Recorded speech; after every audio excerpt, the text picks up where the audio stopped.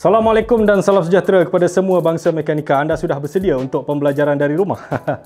Yang tu kenapa pakai spender je tu? Dah lah spender koyak! Okey, sebelum itu, tolong subscribe, like dan tekan lonceng.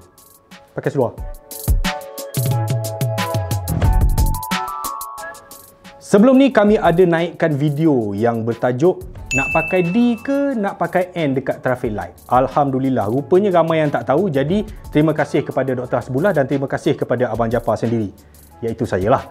Okey, hari ini sebab dalam video tu ramai yang tanya, bang, tolonglah buat satu tajuk yang menjadi dilema sekian lama rakyat Malaysia, iaitu perlu tak kita panaskan enjin waktu pagi ni? Saya masih ingat waktu saya memakai supercar pertama saya, iaitu Proton Iswara. Dia menggunakan karburator. Masa tu tahun 90 lebih lah. Bila nak start kereta waktu pagi, bila sebelum jalan tu, bapak saya dia akan pesan, panaskan enjin dulu, tunggu temperature naik separuh ataupun suku. Jadi start enjin, masuk rumah, bagi makan kucing dulu, isap rokok dulu, makan nasi dulu, berak dulu, pakai baju, gosok baju, lepas dah separuh temperature, barulah masuk kereta dan bergerak. Tapi itu adalah teknologi lama, teknologi karburator. Sebab kalau kita tak panaskan enjin dia, memang kereta tu jadi lemau dan biasanya dia kuat minyak. Tapi bila saya mula menggunakan supercar kedua saya, iaitu Peradua Alza 1.5 pada tahun 2010, saya tidak lagi memanaskan enjin. Sebab enjin injection ni lebih mudah, lebih tepat dia punya pembakaran dia. Masuk dalam kereta, buka ignition, start, pasang aircon, reverse, terus jalan. Keluar daripada pagar rumah, memang saya pecut 18.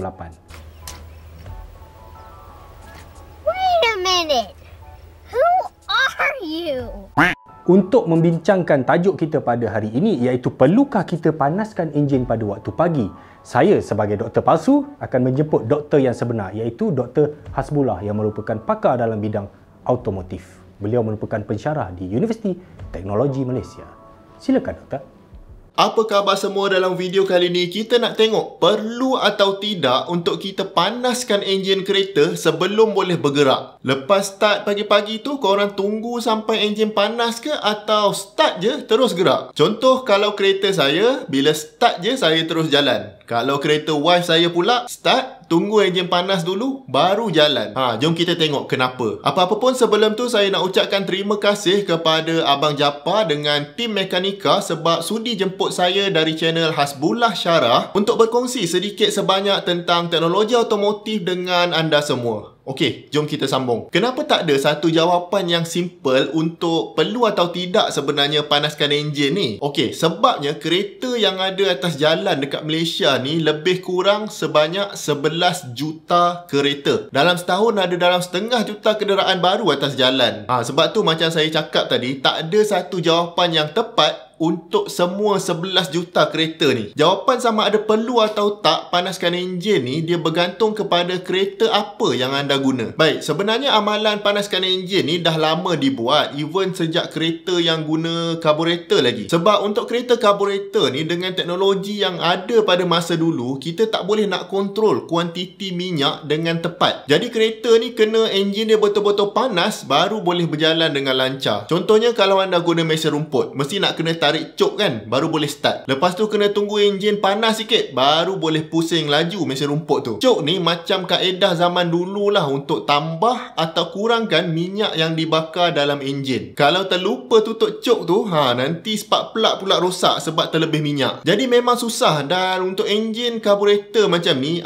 memang wajib untuk panaskan enjin sebelum nak bergerak. Tapi kereta zaman sekarang ni ada lagi ke yang pakai karburator? Dah tak ada dah kan? In fact, generasi sekarang yang guna kereta dah tak kenal pun karburator tu apa. Sebab selepas tahun 80-an, kereta perlahan-lahan bertukar dari sistem karburator kepada sistem fuel injection. Dan fuel injection ni membolehkan ECU kereta kita kontrol dengan tepat berapa banyak minyak yang nak dimasukkan dalam enjin untuk dibakar. Sebab tu kereta sekarang ni dah tak ada cok. Semua ECU yang kontrol. Dan untuk bagi tahu ECU kereta kita tengah panas atau sejuk ni ni adalah sensor-sensor lah yang dipasang pada enjin. Okey, bila enjin kita sejuk pagi-pagi, bila fuel injector ni masukkan minyak untuk dibakar, minyak kita tu spray dia tak betul-betul halus tau, sebab dia tengah sejuk. Sebab petrol ni bila dia meruap baru sedap terbakar kan. Bila dia tak meruap sangat waktu-waktu sejuk ni, pembakaran dalam enjin pun jadi tak sempurna. Jadi sekarang ni sensor akan detect yang pembakaran tu tak sempurna dan hantar maklumat ni kepada ECU. Okey, ECU pula bila dia tahu pembakaran ni tak sempurna, mungkin mixture kita lean contohnya. Jadi dia akan suruh fuel injector ni masukkan lagi banyak minyak. Ini kita panggil dia rich mixture lah. Maknanya lebih banyak minyak dimasukkan berbanding biasa masa enjin ni sejuk. Jadi enjin pun akan makin lama makin panas dan bila dah sampai pada suhu yang betul,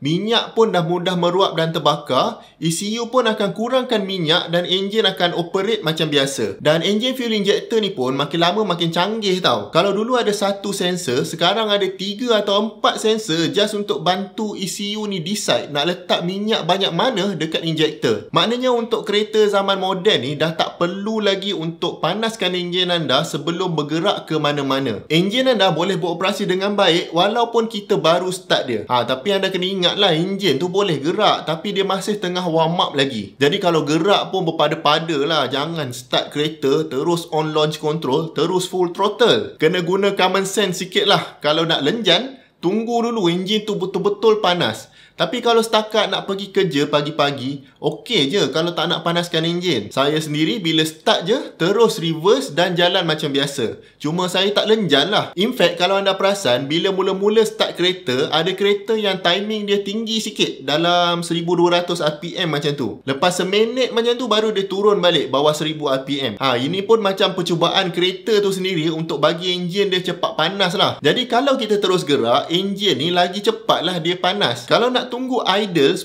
minit tiap-tiap hari, penat lah. Minyak pun makan kuat masa idling ni. Dah lah hari tu nak kena tekan push start button 3 kali kan. Lepas tu nak kena idle lagi sampai 10 minit baru enjin panas. Bila nak gerak pergi kerjanya? Tak payah buat dah semua ni sekarang. Tekan sekali, enjin hidup, masuk gear, lepas tu jalan. Dan kereta ni pun teknologi dia semakin lama semakin canggih. Sekarang ni pun enjin kereta biasa yang mampu milik pun dah cukup reliable. Dan sekarang ni nak tengok orang buka hood depan tu pun dah jarang-jarang, betul tak? Kalau buka tu maknanya pelik lah, dah rosak lah tu. Dah tak ada dah orang cek coolant, cek level minyak hitam, cek minyak brake. Lagi-lagi kereta baru yang ada warranty, semua service center akan buat. Memang tak tengok dah enjin tu, betul tak? Sebab tu enjin kereta ni sangat canggih dan tujuan dia paling penting untuk memudahkan kita lah sebagai pengguna. Kalau dia susahkan kita, lambatkan kita dengan nak kena panaskan enjin dulu, orang tak belilah kereta dia. Okey, jadi kalau kereta anda kereta yang baru, contoh dalam 5 tahun kebelakangan ni,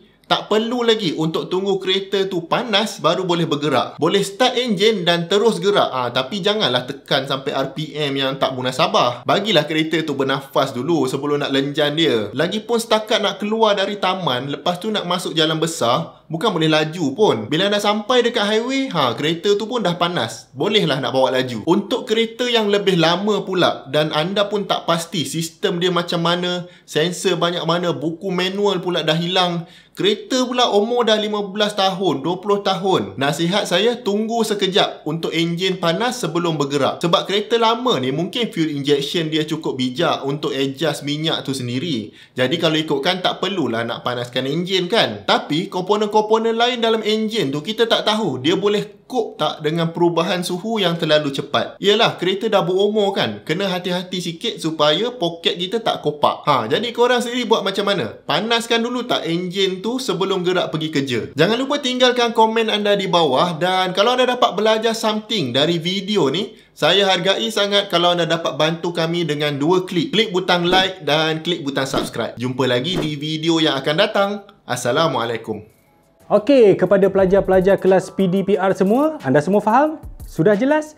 Okey, itulah kesimpulan dia. Kereta baru, berteknologi injection yang maju, dah tak perlu nak panas-panaskan enjin. Selain daripada kalau kita panaskan enjin tu, minyak pun habis, minyak cepat makan, dan juga bila kita panaskan enjin tu kan enjin tu hidup. Dia keluar asap. Itu pun sebahagian dari pencemaran yang mungkin ramai orang tidak sedar.